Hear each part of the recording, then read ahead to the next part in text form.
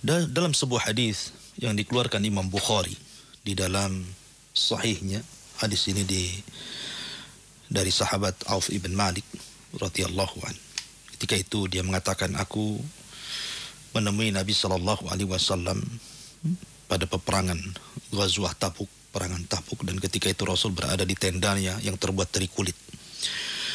Maka kemudian Nabi SAW ketika itu menasihati Auf ibn Malik dan mengatakan, u'dud sittan baina yaday sa'ah. Kemudian Rasul mengatakan, mauti thumma fathu baitil maqdis thumma mutan ya'khudu fikum kaku'asil ghanami.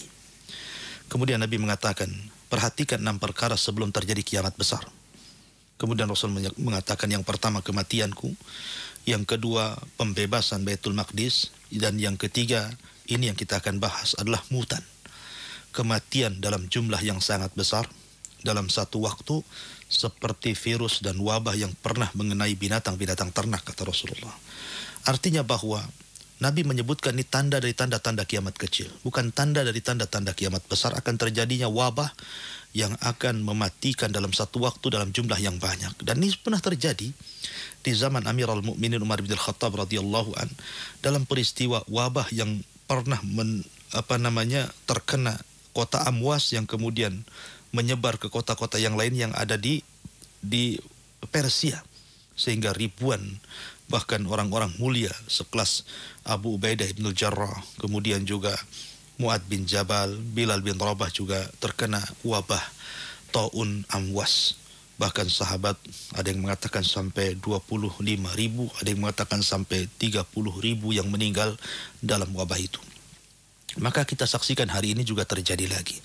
Artinya wabah ini bukan berarti pertama kali, tidak. Karena taun juga berulang-ulang. Ya, termasuk juga wabah yang menimpa di negeri kita pun sebelumnya sudah ada MERS, sudah ada SARS, sudah ada korela, penyakit-penyakit yang sebelumnya juga mematikan manusia. Maka ini bagian daripada wabah yang terulang-ulang. Dan ini juga kita tidak mengingkari ini tanda-tanda kiamat, tapi bukan tanda-tanda kiamat besar, atau bukan tanda-tanda kiamat yang mengantarkan sebentar lagi kepada tanda-tanda kiamat besar, tidak.